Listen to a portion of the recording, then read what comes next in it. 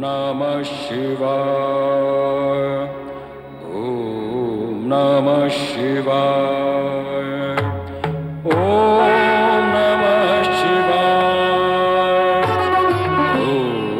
नमः शिवाय, ॐ नमः शिवाय, ॐ नमः शिवाय, ॐ नमः शिवाय, ॐ नमः शिवाय, ॐ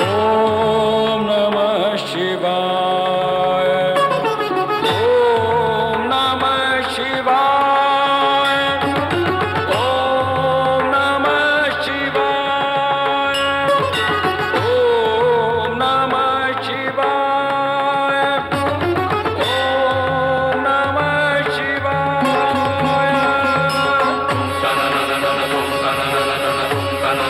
नमः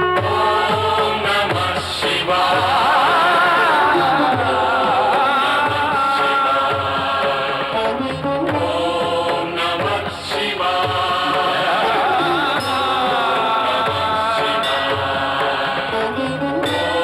शिवाय, ॐ नमः शिवाय,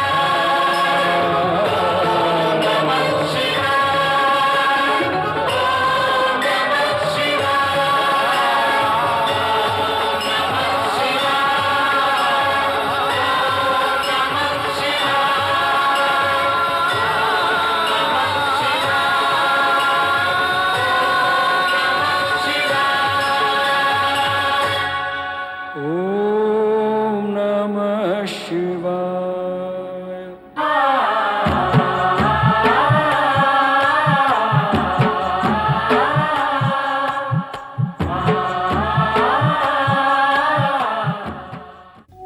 मैं ओंकार हूं। सात्विक भावना से किए गए सत्कर्मों का मूल आधार हूं, किंतु कुत्सित भावना और दुष्कर्मों से उपजने वाला अंधकार हूं। मैं ओंकार हूं। माता सती के वियोग में कैलाश पर नंदी, भृंगी और शिवगण के विलाप को देख देवर्षि नारद भी द्रवित होकर उन्हें सांत्वना देने लगे कि सती पुनः शक्ति का नवीन रूप लेकर प्रकट होंगी। शिवगण ये जानने के लिए व्याकुल हो उठे कि ऐसा कब होगा। नारद शिव को समाधि से जगाते हैं, पर शिव समाधान के लिए उन्हें ब्रह्मा जी के पास भेजते हैं। वे तारकासुर को सती के पुनर्जन्म का मूल कारण बताते हैं। नारद वन में जाकर देखते हैं कि स्वर्ग पर अधिकार प्राप्त करने के लिए तारकासुर तपस्यारत है। वे इंद्र को सावधान करने के लिए जब स्वर्ग पहुंचते हैं तो उन्हें नृत्य विलास में मगन देख दुखी होते हैं। स्थिति का ज्ञान होने पर इंद्र देवगण सहित ब्रह्मा जी के पास पहुंचते हैं, किंतु वहां पहुंचने से पूर्व ब्रह्मा जी का वरदान तारकासुर को प्राप्त हो जाता है और वो स्वर्ग पर अधिकार कर देवराज को बंदी बना लेता है, पर नारद उन्हें मुक्त करा लेते हैं। ओम नमः शिवाय, ओम नमः शिवाय, ओम नमः शिवाय, ओम नमः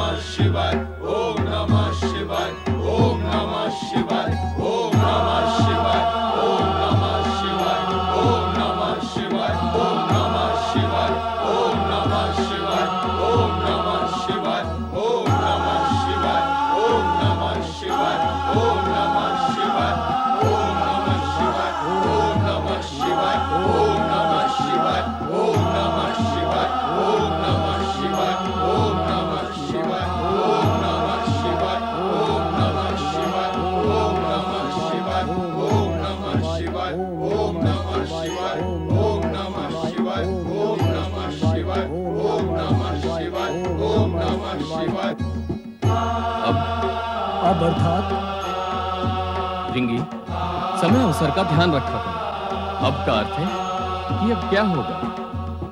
देवादिदेव ध्यान समाधि में ऐसे रम गए हैं कि जगत की सुरभूत को विसार दिया है। अब मेरी समझ में नहीं आता कि मैं क्या करूं।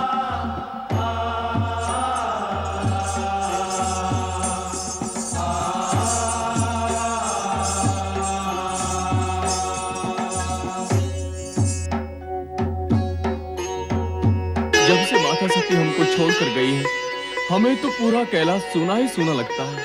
कोई उपाय सोचो नंदी भैया, ये सूनापन कैसे दूर हो। सती माता जब से गई हैं, देवादिदेव तो सारा समय समाधि में ही लीन रहते हैं।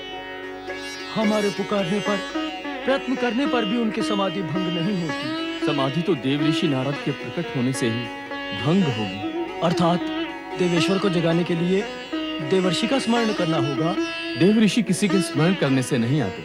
वो तो तीनों लोक में अपनी इच्छा अनुसार भ्रमण करते हैं। जब उन्हें भोलेनाथ के दर्शन करने होंगे, वो यहाँ प्रकट हो जाएंगे। ऐसा भी सुना है नंदी भैया कि जब नारद जी को नारद लीला रचनी होती है, वे तभी प्रकट होते हैं। देव ऋषि नारद जी के विषय में उल्टा सोचना और बोलना क्या उचित है? बिल्कुल सत्य कहा आपने। जगत के सारे बुद्धिमान यही मानते हैं। व्यर्थ की बातों में यदि समय नष्ट करेंगे तो नारद जी पवन की तरह आएंगे और लहर की तरह लौट जाएंगे। सुयशा, क्या नारद जी आ रहे हैं?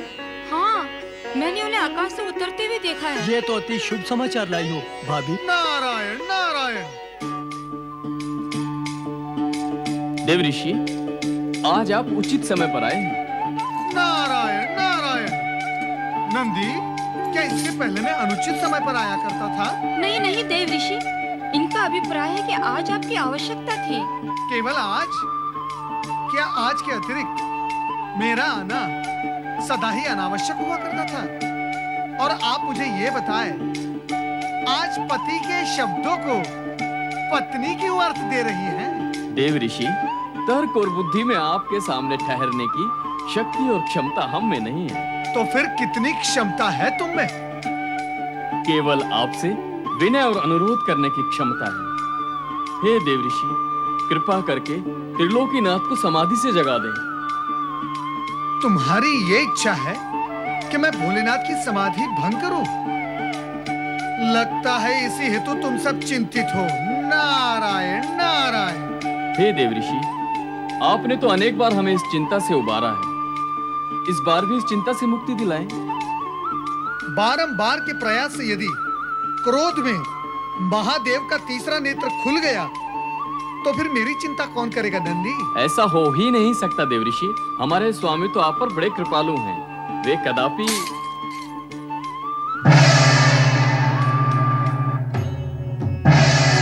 नमः शिवाय ओम नमः शिवाय ओम नमः शिवाय ओम नमः शिवाय ओम नमः शिवाय ओम नमः शिवाय ओम नमः शिवाय ओम नमः शिवाय।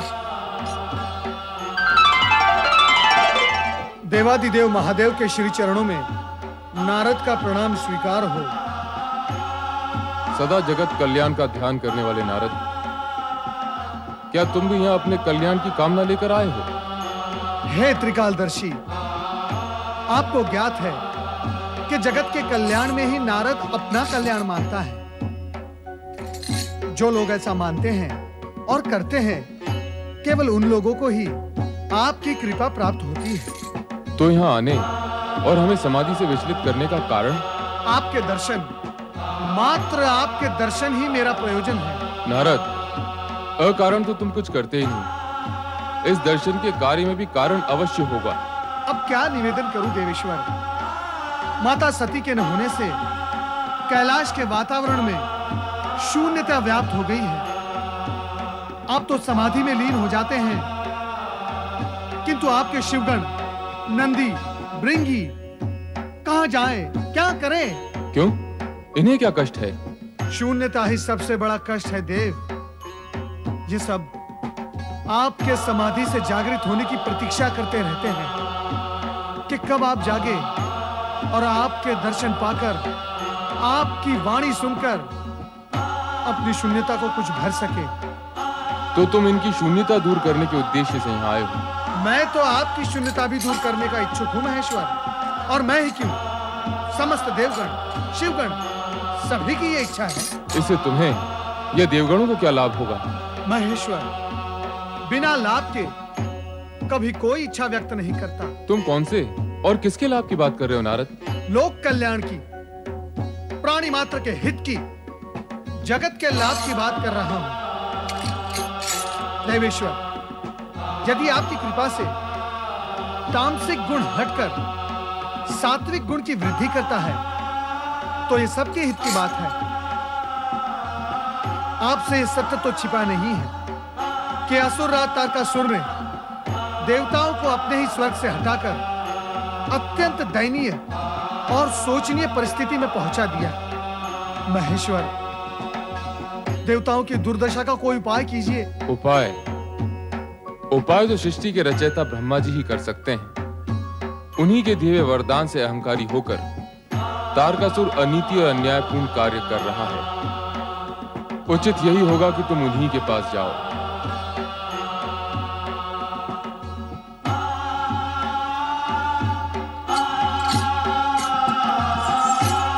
देव ऋषि,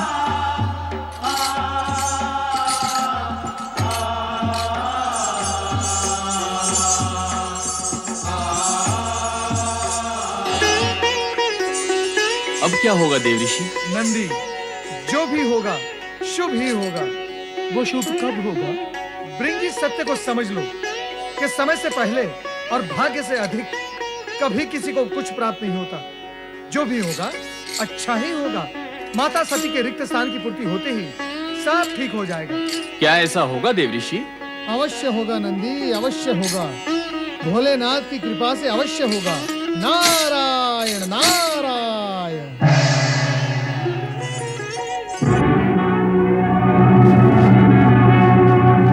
तारकासुर ने तो हमें छोड़ दिया, किंतु उसके असुर सैनिक हमारा पीछा नहीं छोड़ेंगे। कैसा प्रतिकूल समय आया है। देवता होकर भी हमें यहाँ वहाँ भटकना पड़ रहा है। कब तक ये कष्ट भोगेंगे हम?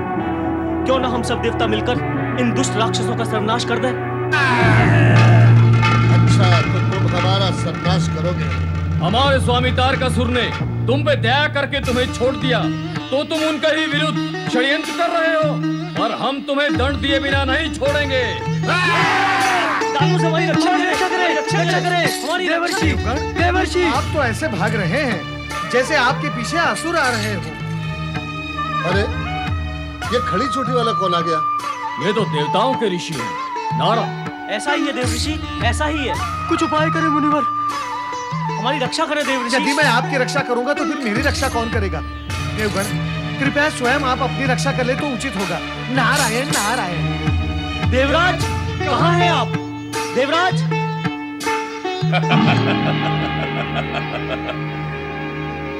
स्वर्ग पर अधिकार पा लेने के पश्चात मदिरा पान का आनंद ही कुछ और है।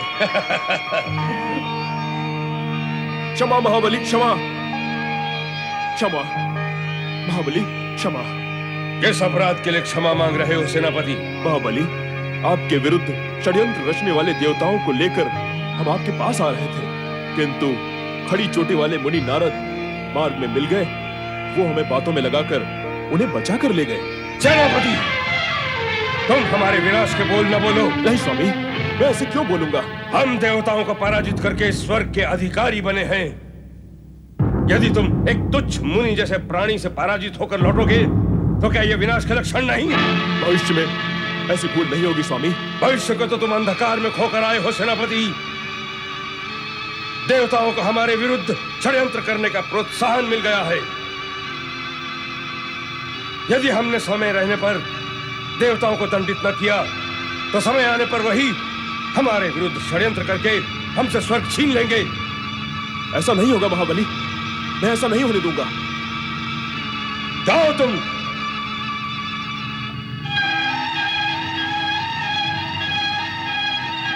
महाबली तारकासुर भी कदापि ऐसा नहीं होने देगा।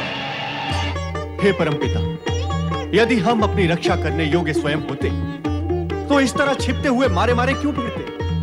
अब तो आप ही कोई उपाय कीजिए आप ही हमारी रक्षा कीजिए ब्रह्मा जी, आप ही हमारी रक्षा कीजिए। नारायण नारायण। परमपिता, देवगणों की दुर्दशा अब देखी नहीं जाती, कृपया इनकी रक्षा का कोई उपाय कीजिए। उपाय हो रहा है नारद। कहाँ हो रहा है उपाय सृजनहार? कैसे हो रहा है? देवराज, तारकासुर का वध होना ही देवगणों की सुरक्षा का एकमात्र उपाय है। किंतु पिताश्री, उस अत्याचारी तारकासुर का वध करेगा कौन? उद्दंड तो वो था ही। स्वर्ग पर अधिकार करने के पश्चात वो अहंकार के वश में होकर और अधिक उद्दंड, वो निरंकुश हो गया है। हमारी रक्षा करो प्रभु, हमारी रक्षा करो ब्रह्मदेव। परमपिता, उस दुष्ट तारकासुर के राक्षस नित्य ही देवताओं को पीड़ित कर रहे हैं। इससे हमारी रक्षा कीजिए, कुछ उपाय कीजिए ब्रह्मदेव, कुछ उपाय कीजिए। क्या उपाय करें और किसका उपाय करें? दुष्कर्म करो तुम और उपाय करें हम। और उपाय करने के पश्चात क्या होगा? तुम पुनः दुष्कर्म करोगे और पुनः तुम्हारी यही दुर्दशा होगी। दुष्कर्म? कौन से दुष्कर्म सृजनहार? मैंने कब दुष्कर्म किए हैं? देवराज, तर्क करने से सत्य और पीछे हटता है, सामने नहीं आता। क्या यह सत्य नहीं कि तुमने समुद्र मंथन से प्राप्त अनेक रत्न, उपकरण एवं सिद्धि प्राप्त करके भूख विलास नहीं किया था? क्या यह सत्य नहीं कि सुख और सुविधा प्राप्त होने पर तुम अपने कर्तव्य और दायित्व से विमुख होकर राग रंग में डूब गए थे? क्या यह सत्य नहीं कि तुमने पराई स्त्री, पराय धन और पराई संपत्ति पर सदा कुदृष्टि डाली? अरे, तुम्हें इंद्रासन इसलिए तो प्राप्त नहीं हुआ था कि तुम सर्वाधिकारी बनकर स्वर्ग की केवल सुविधाएं भोगते रहो, दूसरों को कष्ट देकर, उनका शोषण करके केवल अपने स्वर्ग को सतरंगी बनाओ। तुम ये सब करते रहे। शची, तुम भी चुप रहे। यदि तुम्हारी भोग वृत्ति का इसने समय रहते विरोध किया होता तो न आज तुम कष्ट में होते, तब तुम्हारा ये देव परिवार भटक रहा होता। नारायण नारायण। देवराज इंद्र, पिताश्री के कहने का तात्पर्य यही है कि गुड़ खाकर किसी ने नमक का स्वाद लिया है। जैसे जल में मछली आटा देखकर लपकती है, किंतु जल में ऐसा कोई आटा नहीं जिसमें कांटा ना हो।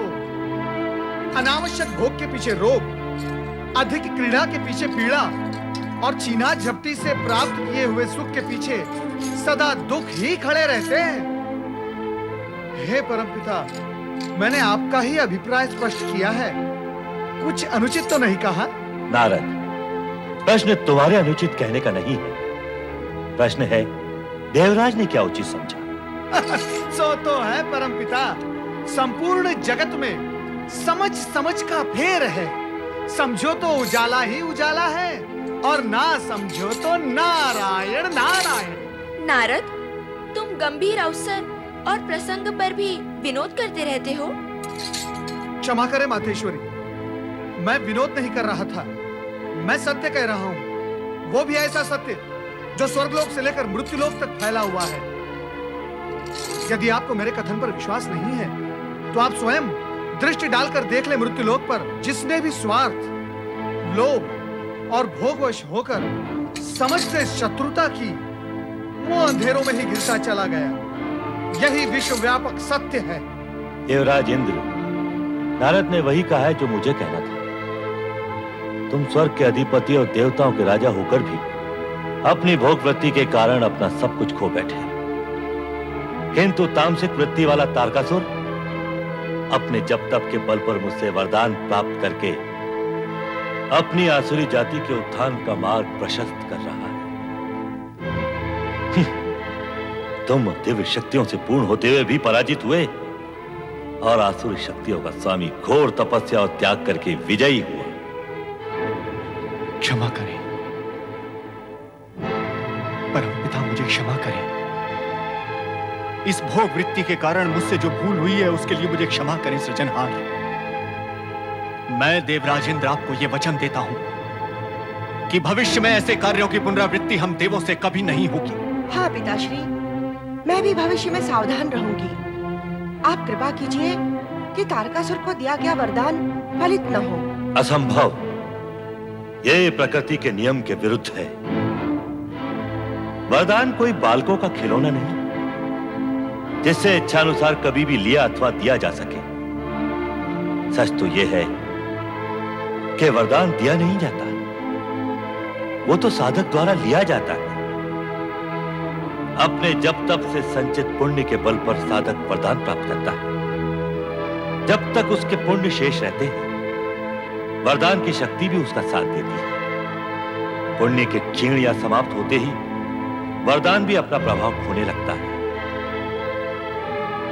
तारकासुर का पुण्य जब तक उसके अपने साथ है, उसका कुछ भी अहित नहीं हो सकता। अर्थात प्रतीक्षा करनी होगी। अन्य कोई उपाय नहीं। देवराज इंद्र और समस्त देवगण, आप सबको अपना धैर्य धारण करके उस दिन की प्रतीक्षा करनी होगी जिस दिन तारकासुर का पुण्य समाप्त हो जाएगा। इसके पश्चात तो तारकासुर का वध हमारे हाथों हो जाएगा ना परमपिता? नहीं, तारकासुर का वध तुम्हारे हाथों नहीं होगा। तो उसका वध कौन करेगा? हमारी रक्षा कौन करेगा परमपिता? उसका वध शिव जी के पुत्र के हाथ होगा। महादेव पुत्र? शिव जी का पुत्र? किंतु माता सती ने तो आत्मदाह कर लिया है। इतना आश्चर्यचकित होने की आवश्यकता नहीं है जितना आप प्रकट कर रहे हैं। सती के न होने से शिवपुत्र कहां से आएगा? यह प्रश्न तो सरल ही है। शिव का विवाह होगा, विवाह के पश्चात पुत्र की उत्पत्ति होगी और उसी पुत्र के द्वारा तारकासुर का वध होगा। परमपिता, मेरा अभिप्राय है कि आप या शिवजी तारकासुर का वध क्यों नहीं कर देते? यह भी संभव नहीं है। मैंने उसे वरदान दिया है और शिवजी अकारण प्रत्यक्ष रूप से प्रकट नहीं होते। तो फिर शिवजी का पुत्र ही क्यों? तारकासुर का वध तो कोई भी कर सकता है। उसका पुण्य क्षीण होने पर यह कार्य किसी के लिए भी संभव होगा। ऐसा नहीं है। ऐसे संस्कारी और शक्तिशाली प्राणी को वही मार सकता है जो तपस्वी, तेजस्वी, ओजस्वी, लोक कल्याणकारी, निरहंकारी, परम पुण्य एवं पवित्र अंश से उत्पन्न हुआ हो। और ये गुण केवल शिव के अंश में ही विद्यमान हो सकते हैं। तारकासुर जैसे योगवादी असुर का वध करने के लिए भोग वृत्ति वाला नहीं, योग वृत्ति वाला ही समर्थ हो सकता है। और इस जगत में शिव से बड़ा योगी है ही कौन? किंतु परमपिता, क्या शिवजी विवाह करेंगे? वे तो सदा ही सती के वियोग में समाधिस्थ रहते हैं। क्या उनके विवाह की कोई संभावना है? निश्चय ही है, क्योंकि सती के दिए हुए वरदान के अनुसार शक्ति का आगामी अवतार हिमालय राज और उनकी पत्नी मैना रानी की पुत्री के रूप में होगा। परमपिता, क्या आप शक्ति माता का आगामी अवतार भी होगा? हाँ, उन्होंने वरदान दिया है तो अवश्य ही। परमपिता, माता सती ने कब, क्यों और किसको वरदान दिया था, ये आप स्पष्ट करेंगे तो देवगणों का मन आश्वस्त होगा। एक समय हिमालय राज रानी मैना देवी के मन में सती को पुत्री रूप में पाने की इच्छा जागृत हुई। इस हेतु उन्होंने कैलाश के एक एकांत शिखर पर शक्ति आराधना आरंभ की। ओम आईं ह्रीं क्लीं चामुंडायै विच्चै नमः। ओम आईं ह्रीं क्लीं चामुंडायै विच्चै नमः। ओम आईं ह्रीं क्लीं चामुंडायै विच्चै नमः। ओम आईं ह्रीं क्लीं चामुंडायै विच्चै नमः। ओम आईं ह्रीं क्लीं चामुंडायै विच्चै नमः। ओम आईं ह्रीं क्लीं चामुंडायै विच्चै नमः। ओम आईं ह्रीं क्लीं चामुंडायै विच्चै नमः। ओम आईं ह्रीं क्लीं चामुंडायै विच्चै नमः। ओम आईं ह्रीं क्लीं चामुंडायै विच्चै नमः। ओम आईं ह्रीं क्लीं चामुंडायै विच्चै नमः। ओम आईं ह्रीं चामुंडायै विच्चै नमः। महारानी मैना देवी, जागो जागो मैना देवी।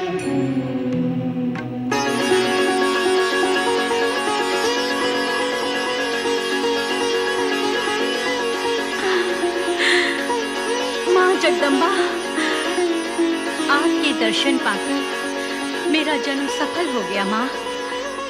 और तुम्हारे जब तक से मैं प्रसन्न हो गई। मांगो, इच्छित वरदान मांगो।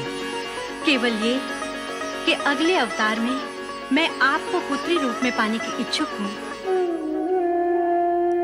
तुम्हारी ये इच्छा पूर्ण करने हेतु मैं वरदान दे भी दूं तो ये समझ लो कि वो कष्टों से पूर्ण ही होगा। कारण कि इस जन्म में जिन कठिन परिस्थितियों और कठोर परीक्षाओं के कारण मैं इस देह का त्याग करूंगी, अगले अवतार में मुझे इससे भी कठिन परीक्षाएं देनी होंगी। क्या तुम अपनी पुत्री का दुख और कष्ट झेल सकोगी? आपकी माता बनने का सुख प्राप्त करने हेतु मैं सभी दुखों को झेल लूंगी। माँ का विरह रूप ममता और आशीर्वाद के कवच से परिपूर्ण होगा, जो कष्टों को आप तक आने भी नहीं देगा। मुझे पुत्री रूप में प्राप्त करने की इच्छा मन में इतनी बलवती है कि यदि वो पूर्ण ना हुई तो अर्थ का अनर्थ भी हो सकता है। उससे तो अच्छा है कि कष्टों को सहन करने हेतु तत्पर होकर मैं आपके यहाँ जन्म लूं। सत्य तो मेरा तब सफल होगा, मुझे आपकी माता बनने का सौभाग्य प्राप्त होगा। माँ, मुझे वरदान दो, अगले जन्म में आप मेरी पुत्री रूप में प्रकट होंगी। तथास्तु।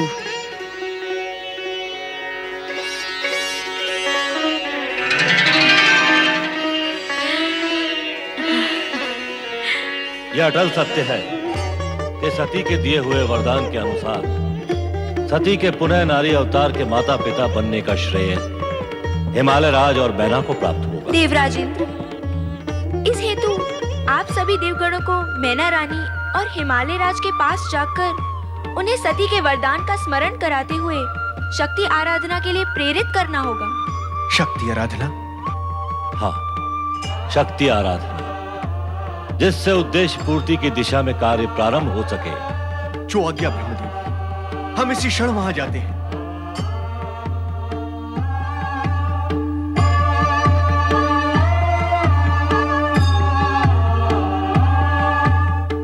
परम पिता, देवगणों को तो आपने मैना रानी और हिमालय राज के पास भेज दिया, परंतु क्या उनकी शक्ति आराधना सफल होगी?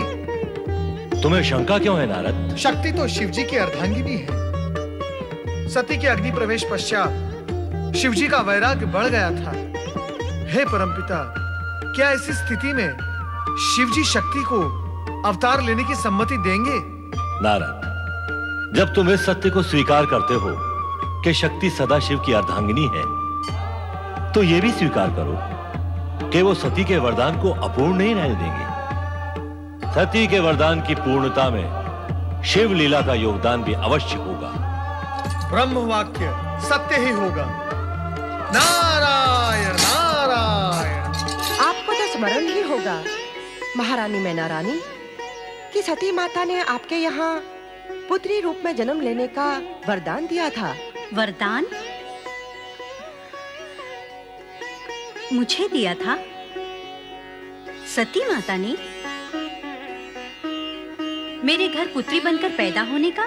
लगता है समय व्यतीत होने के साथ साथ आप सब कुछ भूल गई हैं। हाँ मैना रानी, आपने सती माता की आराधना की थी, जिससे प्रसन्न होकर सती माता ने आपको ये वरदान दिया था कि वो पुत्री के रूप में आपके यहाँ जन्म लेंगी।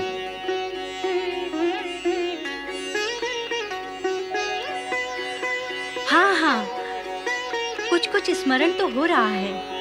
सती को पुत्री रूप में पाने के लिए मैंने आराधना तो की थी।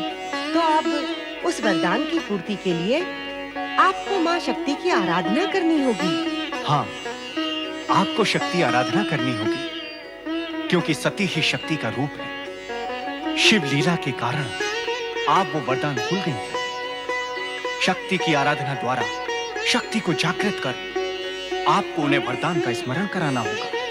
अच्छा किया आपने यहाँ आकर सती माता के दिए हुए वरदान की बात को फिर से स्मरण कराकर। मैं तो भूल ही गई थी। अब स्मरण हो गया है तो माँ शक्ति का भी स्मरण कीजिए। अवश्य, ये तो मेरा सौभाग्य होगा कि माँ सती पुत्री रूप में मेरे घर में जन्म लेंगी। मैं निश्चित रूप से माँ शक्ति की आराधना करूंगी। विधाता की अपार कृपा से हमें ये दुर्लभ अवसर प्राप्त हुआ है। हम अवश्य ही शक्ति माता की आराधना करेंगे। इसी में हम सबका कल्याण है। आगे शिव जी की इच्छा।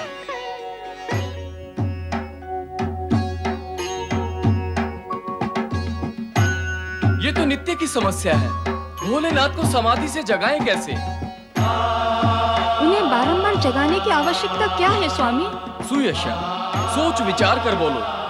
भोलेनाथ इसी प्रकार समाधि में लीन रहे तो क्या हम अनाथों की भांति रहेंगे?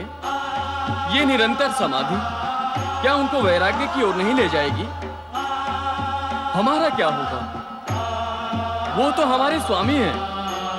उनके बिना हमारा पोषण और रक्षा कौन करेगा? क्षमा करे स्वामी, भूल हो गई।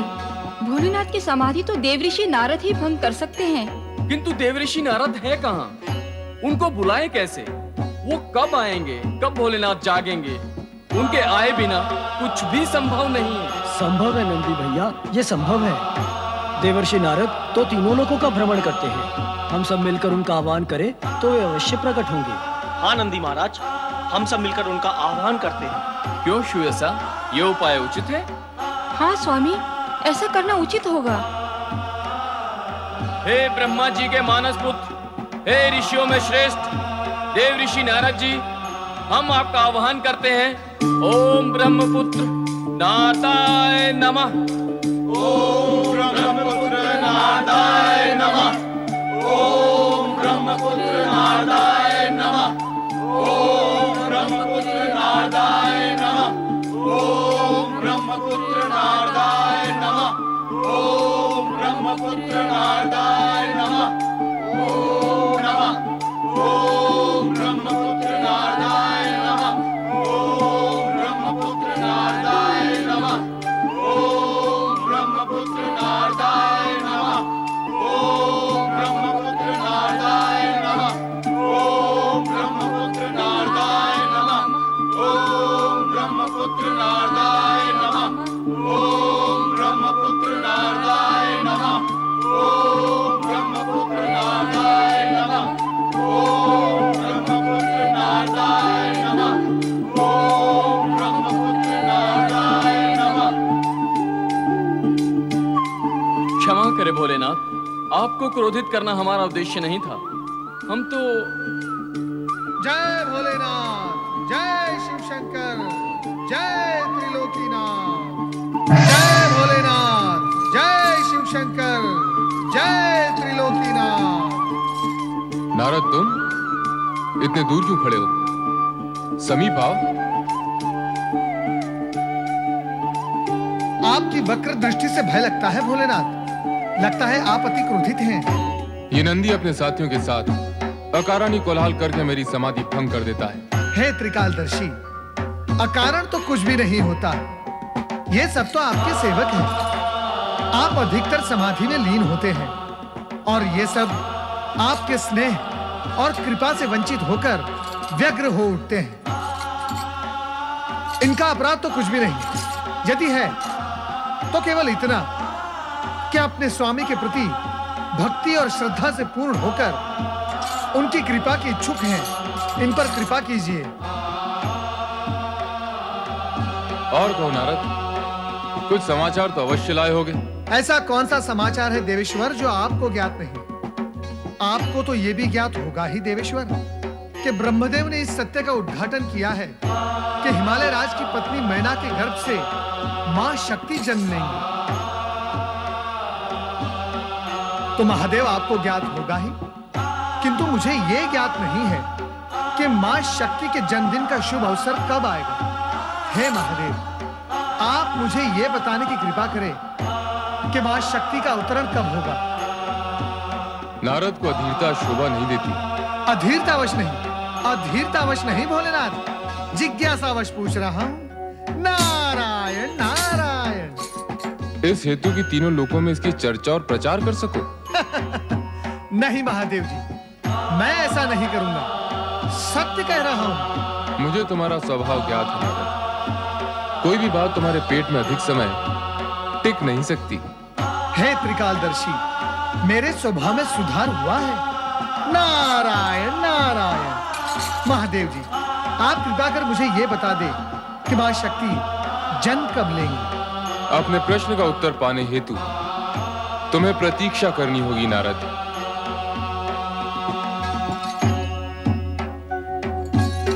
नारायण नारायण। व्यर्थ की चिंता न करो नंदी, निकट भविष्य में वो समय आ रहा है जब तुम्हें देवादिदेव को समाधि से जगाने के लिए मेरी प्रतीक्षा नहीं करनी पड़ेगी। अर्थात आनंद ही आनंद, परंतु ये होगा कैसे? नंदी, अपने प्रश्न का उत्तर पाने हेतु तुम्हें थोड़ी प्रतीक्षा करनी होगी। नारायण नारायण। ओम नमः शिवाय। ओम नमः शिवाय। ओम नमः शिवाय। ओम नमः शिवाय। ओम नमः शिवाय। ओम नमः शिवाय।